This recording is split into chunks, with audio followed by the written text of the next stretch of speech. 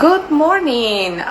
This is Joanna from Mama Tortuga, and today I decided that we needed to do an intro or a prologue into our new ongoing parenting series in which we will be talking about different notions. But I want to talk first why is the reason I decided to do something like that. I think like I'm not the only person around the world who is questioning so much about what's going on, especially right now in times of pandemic. We're talking about how to raise children in a new situation, in a new environment. And I think at this moment it's really, really important that all of us really evaluate how we see our own philosophy of life, first of all, and how we're passing that philosophy of life to the new generations. So that arose when I started being a mom almost 13 years ago, believe it or not. And it has been an ongoing process since then. But even before becoming a mom, I was very interested in how different groups around the world see life, how they interact with each other. And bottom line, that's why my website and everything that Mama Tortuga does is labeled as multicultural. So I just want to do like a little parenthesis in that word. I believe that at this moment, more than ever, we should focus in the multicultural aspect of the way we are raising our children. And first of all, because a lot of families around the world are indeed multicultural, which means they're formed by people from different cultural backgrounds, different beliefs, but they're forming a cohesion of a family. So that per se is already a multicultural family. But bottom line, now more than ever, we are receiving news and influences from other places around the world, thanks to the technology and thanks to how easy it is for us to access, like the way parents are parenting around the world. And this is something that we need to pay attention in a very, very close way, because if we are saying that we are multicultural or all these, we need to realize that part of this knowledge needs to bring a decentering action. And I mean by decentering is to really acknowledge that our point of view, our personal culture, or whatever, we need to see others, other people cultures, other people languages, other people traditions, as well as we value ours. And I think that's something that is so important for parents that are parenting in these times in the year 2020. So I was very concerned in a way that so many people are just spouting things out of their mouths, in many ways centering themselves all the time, and not paying attention to others in mindful ways, in conscious ways. So today I just wanted to do like an introduction of the ongoing series that we're going to do as a website. We will be having these interactions. They will be either in the form of an interview, an IG Live, or just an email, because some of the families that I've been reaching out around the world do not feel comfortable having an IG Live, or by means of having very different schedules around the world. It will be really hard for me to have an IG Live with them. but they will be sharing with us how they're raising their children and what do they think about these notions. So the notions that we will be tackling in this series, and I would like to try to be very specific. The first notion that we will be talking about is the notion of freedom, libertad. The notion of freedom, and how notion of freedom can vary according to who you are, how were you raised, and in which place of the world you are raising your own children. So I just wanted to, share today with you what I found in the dictionary. And so every time we talk about freedom, every time we argue about freedom, we need to take in consideration all these things. So I just want to share, this is the dictionary in English. Of course, every language and every culture has their own notion or own meaning, variances. And that hence the importance of learning languages and becoming more aware of different cultures, because we need to decenter one more time. We need to decenter only one way to see life in order to us have more effective understanding of the whole world, and how not doing that affects others in various ways. So for me as a parent, the understanding of freedom by itself is very important, because believe it or not, we are always teaching our children in a way. We are modeling, we are acting in our own houses. So according to the dictionary, the word freedom is the power of right to act, speak, or think as one wants without hindrance or restraint. But that's only one of the notions. I'm pretty sure you will understand. It's also the absence of subjection to foreign domination or despotic government, the state of not being imprisoned or slave, the state of being physically unrestrained and able to move easily, the state of not being subject to or affected by a particular undesirable thing or person, the power of self-determination attributed to the will, the quality of being independent or fate or necessity, unrestricted use of something, and familiarity or openness in speech or behavior. So these are all the definitions of the word freedom. So of course, like I say, I think it's very important for us, especially, like many times we think like parenting only falls into the realm of how to behave or how to control, but for me as a parent, I have realized that more than ever, the meaning of freedom, what is freedom, what do I want to teach my children about real freedom. So that indeed was affected in the sense of being me, the person who I am, which happens to be a female.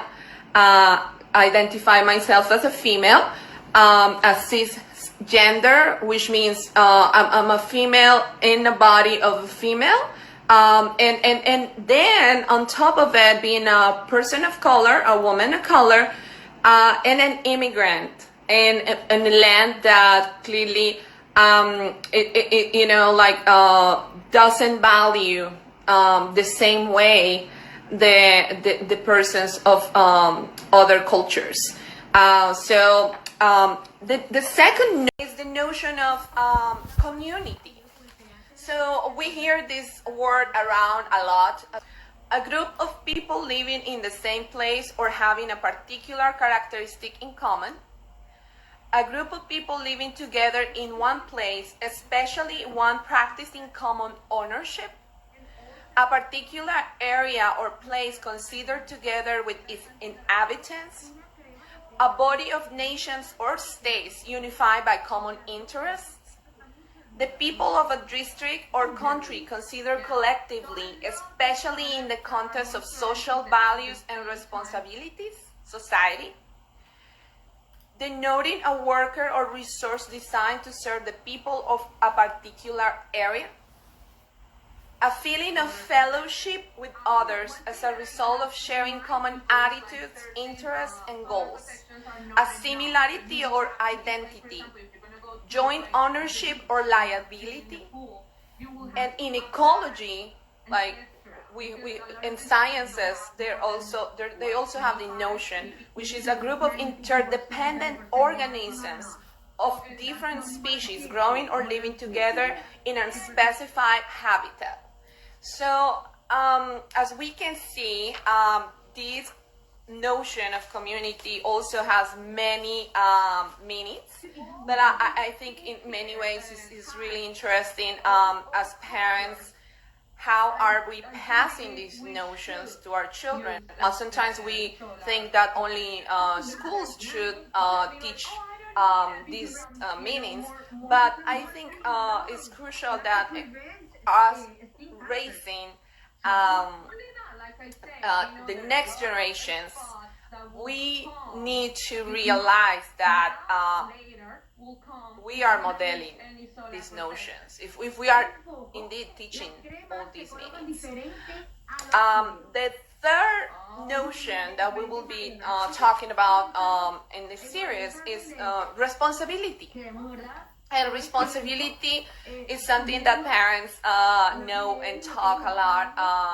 I'm pretty sure we talk about responsibilities and share responsibilities inside the homes. In many ways, that's something that arises every day.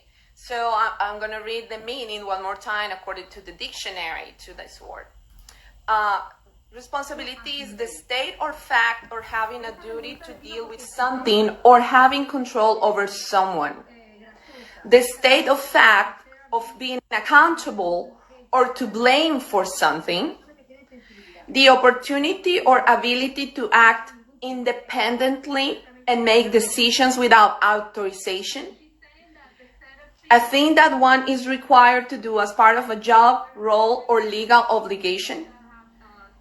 And a moral obligation to behave correctly toward or in respect of.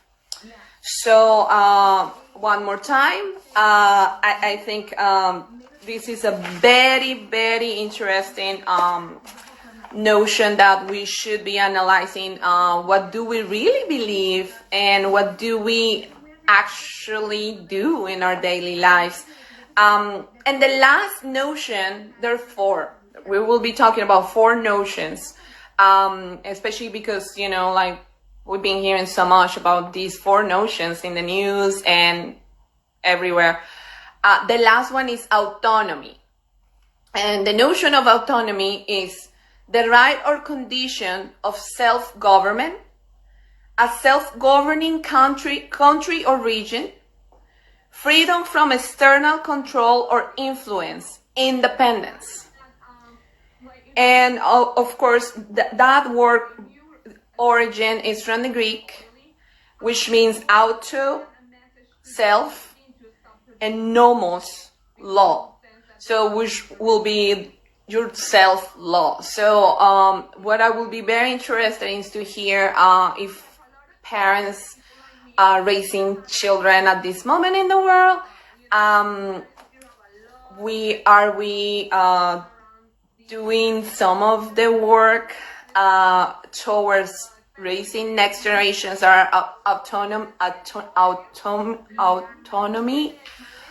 and in which way that really helps to create a freedom and really free persons in this world. So we will be entering into this ongoing series in the way that I invited wonderful activist mom, Trina Green Brown, from Parenting for Liberation. I thought that was very, it was a really good first step for this series. And the reason is because, one more time, decentering ourselves and seeing the realities of others and other families around the world is really the true part of becoming a multicultural person. And if you are raising multicultural children, yes, teaching them other languages and dances and music and food is wonderful. It's a fun way to explore the world. But at the same time, I want to make you aware that true multiculturalism can only come by seeing our common humanity, even if we don't speak the same language, even if we don't live in the same areas. And I think a lot of us are failing as parents and educators if we are not doing these things. If we are teaching children and young people languages, we also need to teach them about those cultures and those traditions, because there's not a culture that is disconnected from its people. And in that point, the reason that I wanted to highlight, especially a Black experience in the United States, is because I feel like I am also raising my children in this society, in the American perspective. And I would love to hear the perspectives from other families around the world. So if you are a family who's raising your children in another country at this moment, I would love to have you in this series, because I believe that it's very important to document our experiences as a collective, first of all, but also as a teaching tool, first of all, and a guidance to a lot of the parents that are trying to do this exercise, which is questioning ourselves, and in order to break things that are not working for us anymore, and also to open our eyes to see other people's perspectives. So with this in mind, I wanted to share what is really freedom in the law of the United States, because every country has their own constitution, and I'm very intrigued on how people interpret law in general. And I think it's very important to for a lot of my viewers to understand that in the United States they have the Bill of Rights, which are the first 10 amendments to the Constitution, and they have a lot to do with the views of freedom and autonomy and the things that happen when the United States became their own entity as a country. And so I see that coming all the time, especially with a lot of people in the media, and all the time. So I am pretty aware that a lot of us, have a hard time trying to understand why do they think the way they think, or they interpret the law the way they interpret it. So I just want to show you, this is my daughter's book, 7th grade in the United States, in Florida. Teacher to teach history and what parts of history to teach. And it's up to the state of education to decide what goes and what doesn't go into a book. So I just wanted to highlight one of the First Amendment rights of the 5 freedoms, which are noticed in the Bill of Rights of the United States Constitution.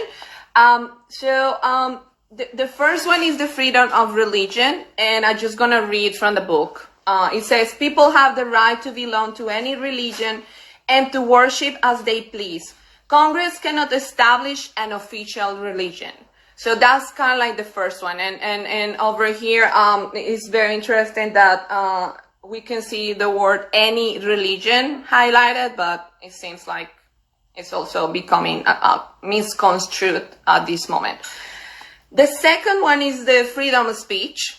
And it says people are free to say what they wish, including criticizing the government, but we cannot endanger the safety of others or violate their rights. And actually, I'm reading from the book. This book is Gateway to American Government.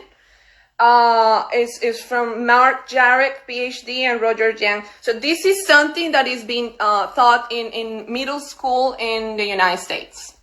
So these are the notions of civics. In order for the kids to pass their 7th grade civics, they need to master all these notions. Still, I feel like, like a lot of people living in the United States don't even understand this yet. The third one is the freedom of the press. People can write and publish what they wish, including criticism of the government, without violating the rights of others. And it's, like we can see here that all freedoms do have a limit by the rights of others. The fourth one is freedom of assembly. People have the right to meet publicly in groups. And I think like that is a huge one at this moment as well, because of course, like all of us want to have the right of congregating and going to whatever place of worship at this moment and do, like our communal, one more time, the word community, whatever communal needs to arise. It is in the Bill of Rights, but still, we can see the other freedoms before this one, and they clearly said that we are allowed to do it without violating the safety of others or violating their rights. So I do see a clear contradiction into the argument of, like everybody has the right to whatever congregating, because at this moment, worldwide, we are dealing with the situation of a highly infectious disease. But still, I just wanted to point out that these are notions that are general in American society. And the fifth one is the freedom to petition. People have the right to write to their government officials to ask for change. So personally, I have seen that many times is not even taken in consideration, but it still is in the Bill of Rights of the United States. I want to point out that all these Bill of Rights were, like amended in 1789, it was like a long time ago. And this country was definitely another country, including having active slavery as part of their economy, and discriminatory practices that till this day I feel very strongly is still applying. So I'm not saying the United States is the only country in the world that upholds this type of systems. I just, stating that that is my personal perspective, being a woman of color living in and raising children in this country, in the United States. So with that, I just don't want to spoil any more of our series. I just hope everyone who will be very interested in finding out what others out there believe and decentering themselves, and also doing it for a better understanding and a better world, because in order for us to be good parents and really and really work in our own issues, I do believe we need to work on ourselves, and then we can help our children. We can assist and be effective role models, effective parents, effective nurturers. Because if we are teaching our children or saying outside of our mouths one thing and one more time doing another, it's really damaging. It will create a lot of conflict into whatever they can believe or not in the future. So I really hope all of you can join us this Monday, this coming Monday. This IG Live is going to be at 11 a.m. Pacific Standard Time, 2 p.m. and Eastern Time. That's where I live. And I invite everybody to join us. And if you guys have like a respectful question to our family that is coming, please send me a DM. One more time, I just want to extend an invitation. If you are raising children in another part of the world and you will be willing and really want to be part of this series, please send me a DM. I would love to hear your perspectives on that. And I hope everybody have a wonderful weekend. I love you so much. Thank you. Bye-bye.